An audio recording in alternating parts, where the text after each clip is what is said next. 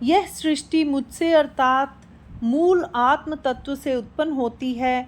जिस प्रकार स्वप्न में एक ही आदमी भ्रम से यह समझने लगता है कि हम बहुत से आदमी हैं, उसी प्रकार की दशा आत्म स्वरूप का विस्मरण होने पर आत्मा की भी होती है। अब मैं यही सिद्धांत ऐसे ढंग से स्पष्ट करता हूँ जिसमें तुम्हें कुछ भी शंका न रह जाए, तो भी तुम स्वयं इसका अनुभव करो। मेरी यह अविद्या नाम की कांता अनादि सदा युक्ति रहने वाली और अवर्णनीय गुणों से युक्त है। यह कभी और किसी तरह नहीं कहा जा सकता कि इसका स्वरूप केवल अमुक प्रकार का ही है, इसके सिवा और किसी प्रकार का नहीं है। इसकी व्यापकता असीम और अपरंपार है। यह सोए हुए लोगों के पास रहती है और जागे हुए लोगों से दूर रहती है। जब मैं स्वयं सोया हुआ हूँ तभी यह जागती रहती है और आत्मसत्ता के साथ संयोग होने पर ही यह गर्भ धारण करती है। फिर यह मूल माया अपने उदर में प्रकृति जन्य 8 विकारों के गर्भ की वृद्धि करती है। इन प्रकृति और पुरुष का संयोग होने पर पहले बुद्धि तत्व उत्पन्न होता है और तब उस बुद्धि तत्व से ओतप्रोत भरा हुआ मन जन्म लेता है। जब इस मन की यौवनावस्था आती है तब यह अहंकार तत्व को उत्पन्न करता है और उस अहंकार से महाभूतों का अस्तित्व होता है। भूतों का यह स्वभाव ही है कि वे विषयों और इंद्रियों के साथ अपने आप संलग्न रहते हैं और इसीलिए भूतों के साथ ही साथ इंद्रियां और विषय भी उत्पन्न होते हैं। जब इस प्रकार विकारों की वृद्धि होती है तब तीनों गुण उसकी पीठ पर अपने आप खड़े रहते हैं और उनके साथ ही साथ वासना भी जन्म धारण करती है। जिस प्रकार पानी मिलते ही बीज का कण वृक्ष उत्पन्न करने का उपक्रम करने लगता है, उसी प्रकार मेरे संग की प्राप्ति होते ही अविद्या या मूल माया अपने आप अनेक नाम रूपात्मक जगतों के अंकुर उत्पन्न करने लगती है। अब हे सृजन श्रेष्ठ, तुम यह सुनो कि उस गर्भ को रूप किस प्रकार प्राप्त होता है। उसमें अंडज, स्वेदज, उद्भिज और जरज ये 4 विभाग उत्पन्न होते हैं। आकाश और वायु के योग से मणिज या अंडज नाम का विभाग उत्पन्न होता है।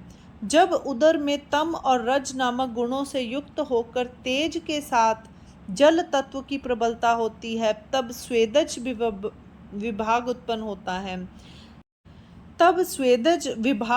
होता है।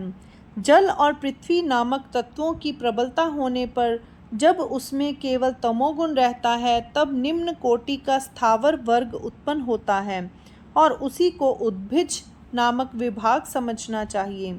जब 5 कर्मेंद्रियां और 5 ज्ञानेंद्रियां परस्पर सहायक होने लगती हैं और मन और बुद्धि आदि से युक्त हो जाती हैं, तब जारज विभाग सिद्ध होता है।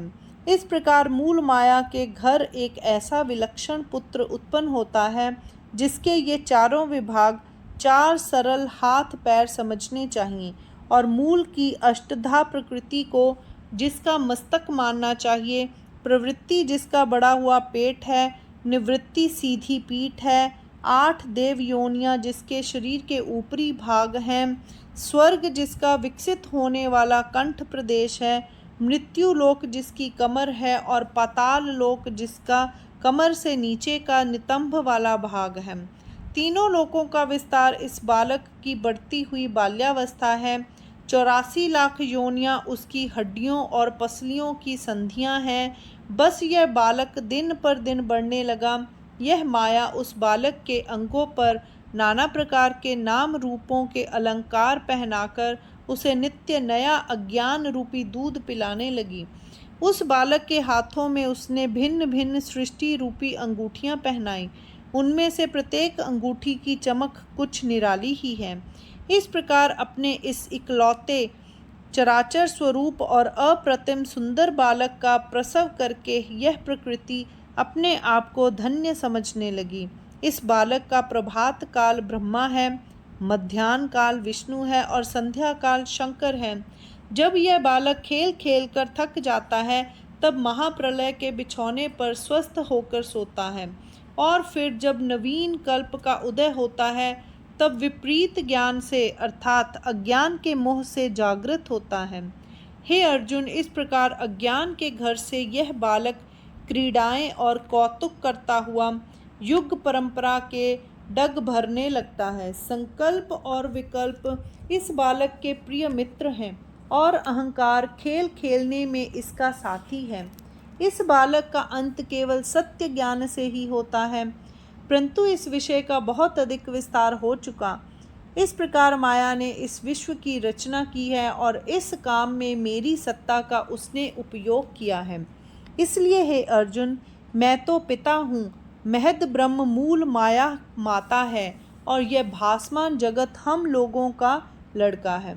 परंतु तुम संसार में अनेकों प्रकार के शरीर देखकर अपने मन में भेदभाव मत उत्पन्न होने दो, क्योंकि मन और बुद्धि आदि सब एक रूप ही हैं। क्या एक ही शरीर में भिन्न भिन्न अवयव नहीं हुआ करते? इसी प्रकार नाना रूपों में भासमान होने वाला यह विश्व मूलतः एक ही है। जिस प्रकार एक ही बीज से वृक्ष की बड़ी और छोटी अनेक प्रकार की टहनियाँ उत्पन्न होती हैं, अथवा जिस प्रकार के संबंध के कारण मिट्टी से घट नामक बालक उत्पन्न होता है, अथवा कपास के तंतुओं के गर्भ से पट नामक पोता उत्पन्न होता है, अथवा जिस संबंध के द्वारा सागर को तरंगों के रूप में संतानें होती हैं, इस चराचर जगत के साथ मेरा भी उसी प्रकार का संबंध है। इसीलिए जिस प्रकार अग्नि और ज्योति दोनों केवल अग्नि ही हैं, उसी प्रकार यह सारा विश्व भी मैं ही हूँ। यह सच्चा और निर्दोष ज्ञान तुम अपने मन में खूब अच्छी तरह बैठा लो। मैं स्वयं अपने आप को ही भिन्न भिन्न शरीर में अलग अलग भासित कराता हूँ, और यह बात तुम अपने ध्यान में रखो कि इसका कारण मेरा उत्पन्न किया हुआ तीनों गुणों का बंधन ही है। हे अर्जुन, जिस प्रकार हम स्वप्न में स्वयं अपना ही मरण भोगते हैं, अथवा जिस प्रकार कमल रोग होने पर पीली तो स्वयं रोगी की आंखें होती हैं, परंतु उसे संसार की सभी वस्तुएं पीली दिखाई देने लगती हैं, अथवा सूर्य का प्रकाश प्रकट होने पर मेघ दिखाई देते हैं, और जब मेघों से सूर्य ढक जाता है तब भी वे मेघ सूर्य के प्रकाश से ही दिखाई देते हैं, अथवा स्वयं हमसे जो छाया उत्पन्न होती है उसी को देखकर हम डर जाते हैं, परंतु वास्तव में वह छाया हमसे भिन्न नहीं होती। उसी प्रकार मैं ही अनेक प्रकार के शरीर दिखलाकर भेदभाव को प्राप्त होता हूँ।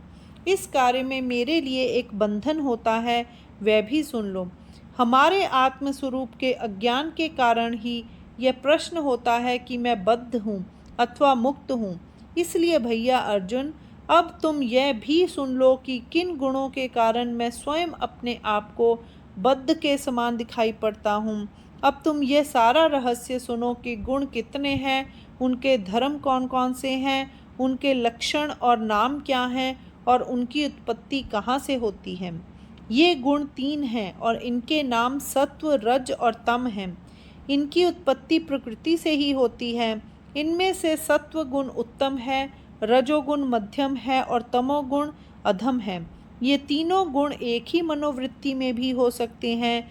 जिस प्रकार एक ही शरीर में बाल्यावस्था, युवावस्था और वृद्धावस्था तीनों ही विकार दिखाई पड़ते हैं, अथवा खरे सोने में ज्यों ज्यों खोट अधिक मिलाया जाता है, त्यों त्यों कसौटी पर कसने से उसका कस मध्यम पड़ता जाता है, और 15 कस का सोना अंत में 5 ही कस का बन जाता है, अथवा जब सावधानता आलस्य में डूब जाती है तब निद्रा आकर अपना अधिकार जमा लेती है, उसी प्रकार अज्ञान का आलिंगन करके जो वृत्ति विस्मृत होती है वह सत्वगुण और रजोगुण से अंकित होकर अंत में तमोगुण से भी पूर्ण हो जाती है।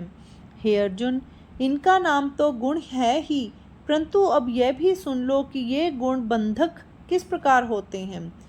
जब आत्मा क्षेत्रज्ञ वाली दशा में अर्थात जीवात्म स्वरूप में शरीर में जरा सा भी प्रवेश करती है, तब वह यही कहना आरंभ करती है कि यह शरीर ही मैं हूँ।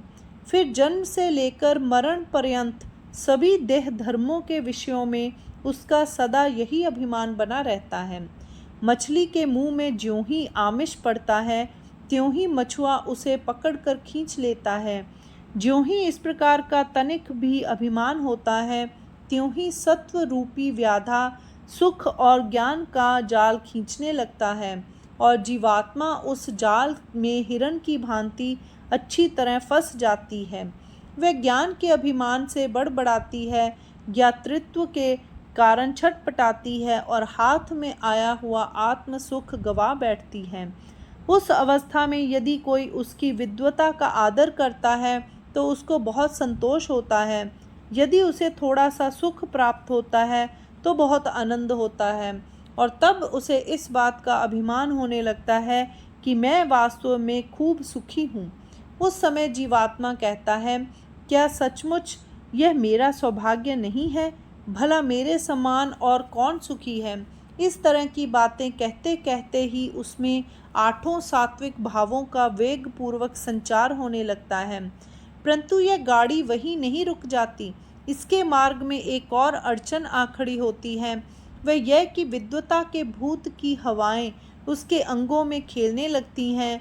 उसे इस बात का कुछ भी दुख नहीं होता कि मैं मूलतः ज्ञान स्वरूप था और मैंने अपना वह मूल स्वरूप नष्ट कर दिया है। और इसका कारण यही है कि वह स्वयं अपने ही ज्ञान से फूल कर आकाश के समान हो जाता है।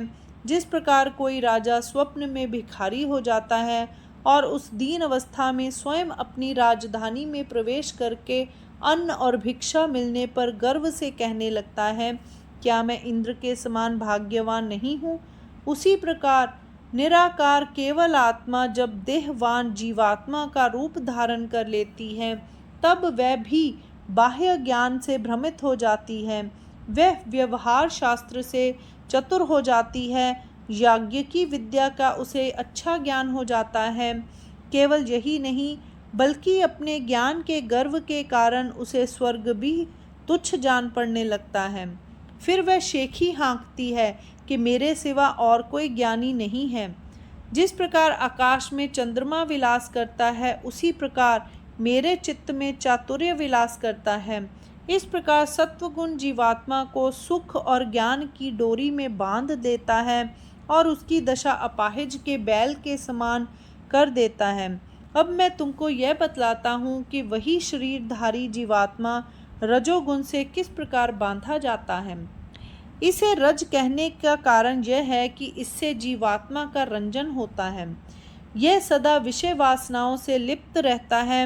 अब जब यह रज बहुत ही थोड़ी मात्रा में भी जीवात्मा में अपना प्रवेश कर लेता है तब वह विषय भोग की इच्छा के मार्ग पर चल पड़ता है और वासना की वायु पर आरूढ़ हो जाता है। जिस प्रकार घी से सींचा हुआ और दहकते हुए अंगारों से भरा हुआ होम कुंड सदा थोड़ा बहुत सुलगता ही रहता है, उसी प्रकार विषयों के प्रति होने वाला अनुराग भी बराबर बना रहता और बढ़ता चलता है। दुख मिश्रित विषय भी मीठे लगने लगते हैं और यदि स्वयं इंद्र का भी वैभव प्राप्त हो जाए तो वह भी थोड़ा ही जान पड़ता है। जब यह तृष्णा अच्छी तरह प्रबल हो जाती है तब यदि मेरू पर्वत भी हाथ में आ जाए तो विषयों की प्राप्ति के लिए जीव उससे भी कहीं अधिक भयंकर साहस का कृत्य करने को उद्यत होता है। इस प्रकार के कार्यों के लिए वे अपने प्राणों को बिल्कुल तुच्छ समझकर उन्हें न्यौछावर कर देने के लिए भी तैयार हो जाता है और यदि उस प्रयत्न में एक तिनका भी उसके हाथ आ जाता है तो वह अपना जन्म सार्थक मानने लगता है। वह सोचता है कि मेरे हाथ में इस समय जो कुछ है वह यदि आज मैं व्यय ही कर दूं तो भी क्या हर्ज है, पर कल क्या करूंगा। और इस प्रकार की विलक्षण आशा मन में रखकर वह अपने व्यवहार का विस्तार करता है। वह कहता है कि स्वर्ग जाना तो उचित ही है, परंतु स्वर्गलोक में जाने पर वहाँ खाऊंगा क्या। और आगे की इसी चिंता के कारण वह यज्ञ कर्मों के फेर में पड़ता है। अब वह व्रतों का क्रम आरंभ करता है और सार्वजनिक कुएं और तालाब आदि बनवाता और इष्ट पूर्ति के कृत्य करता है, परंतु मन में कामिक वासना रखे बिना वह कभी कोई काम नहीं करता। हे अर्जुन, जिस प्रकार ग्रीष्म ऋतु की वायु विश्राम करना जानती ही नहीं, उसी प्रकार यह जीव भी विश्राम करना नहीं जानता और दिन रात व्यवहार की धुन में लगा रहता है। वासनाओं से पूर्ण रूप से लिप्त यह जीव इतनी तीव्रता और वेग से अपने उद्देश्य की सिद्धि में लगता है कि उसके सामने मछली की चंचलता भी अथवा कामनी के कटाक्ष की चंचलता भी कोई चीज़ नहीं है। इस प्रकार की विलक्षण धांधली और वेग से ऐहिक और पारलौकिक विषयों का लोभी यह जीव क्रिया कर्मों की अग्नि में कूद पड़ता है। इस प्रकार वह देहधारी जीवात्मा वास्तविक शरीर से भिन्न होने पर भी स्वयं ही वासनाओं की बेड़ियां डाल लेता है और नाना प्रकार के व्यवसायों की श्रृंखलाएं अपने गले में पहन लेता है। इस प्रकार रजोगुण का भयंकर बंधन इस देह में रहने वाले और इसे धारण करने वाले जीवात्मा को कसकर बांध लेता है। अब तुम तमोगुण की बंधक शक्ति का वर्णन सुनो। जिस पर्दे के कारण व्यवहार ज्ञान की दृष्टि भी मंद हो जाती है, जो मोह रूपी अंधेरी रात के घर काले मेघों के समान है, जिसमें अज्ञान का ही जीवन सदा लगा रहता है, जिसके भुलावे में पड़कर यह विश्व मदांध होकर नाचता रहता है, जो अविचार का मूल मंत्र है, जो मूर्खता रूपी मदिरा का प्याला है, यहाँ तक कि जो जीवों के लिए केवल मोहनास्त्र हो गया है। हे अर्जुन, वही तम है। वह अपनी युक्ति से देह अभिमानियों को चारों ओर से खूब कसकर जकड़ लेता है। जब वह अकेला ही स्थावर और जंगम में एक बार बढ़ने लगता है, तब वहाँ और किसी गुण का कुछ भी वश नहीं चलता। इसके कारण सब इंद्रियों में जड़ता आ जाती है, मूर्खता आकर मन को दबा लेती है और आलस्य की वृद्धि होने लगती है। तब वह जीव अपने अंगों को ऐंठने लगता है, काम धंधे की ओर से उसे अरुचि हो जाती है और उसे केवल जम्भाइयों पर जम्भाइयाँ आने लगती हैं। हे अर्जुन, उस अवस्था में खुली आंखें रहने पर भी उस जीव को कुछ भी दिखाई नहीं देता और यदि उसे कोई आवाज़ ना भी दे तो भी वह इतना अधिक भ्रमिष्ट हो जाता है कि व्यर्थ आप ही हाँ कहकर उठ खड़ा होता है। जिस प्रकार पत्थर एक बार ज़मीन पर गिरने के उपरांत कभी अपने स्थान से हिलना डुलना नहीं जानता, उसी प्रकार जब वह मनुष्य एक बार पड़ जाता है तब फिर वह करवट बदलना भी नहीं जानता। पृथ्वी चाहे धंसकर पाताल चली जाए और चाहे ऊपर उठकर आकाश तक पहुंच जाए, परंतु वह पत्थर की तरह अपनी जगह पर खड़ा रहता है और उठने का नाम भी नहीं लेता। जब वह एक बार चुपचाप आराम से पड़ जाता है, तब उसे इस बात का भी ध्यान नहीं रह जाता कि उचित क्या है और अनुचित क्या है। उसके मन में केवल यह इच्छा रह जाती है कि मैं जहाँ का तहाँ पड़ा हुआ लौटता रहूं। वह या तो हाथ उठाकर उस पर गाल रख लेता है और या घुटनों में ही अपना सिर छिपा लेता है। उसे निद्रा की इतनी अधिक लालसा रहती है कि जब एक बार उसे नींद आ जाती है तब वह यही समझने लगता है कि मानो मुझे स्वर्ग ही मिल गया। उसका केवल यही जी चाहता है कि मुझे ब्रह्मा के समान आयुष्य प्राप्त हो और मैं यह सारा आयुष्य केवल सोने में बिता दूं। यदि वह रास्ता चलते समय बीच में कहीं ज़रा सा रुक जाता है तो वहीं बैठकर ऊँघने लगता है। जब एक बार वह निद्रा के वश में हो जाता है तब उसकी ऐसी अवस्था हो जाती है, यदि उसे कोई प्रत्यक्ष अमृत भी देने लगे तो उसे इतना होश भी नहीं होता कि उठकर वह अमृत हाथ में ले सके। यदि कभी बहुत ज़बरदस्ती उसे कोई काम भी करना पड़ता है तो वह क्रोध से मानो अंधा हो जाता है।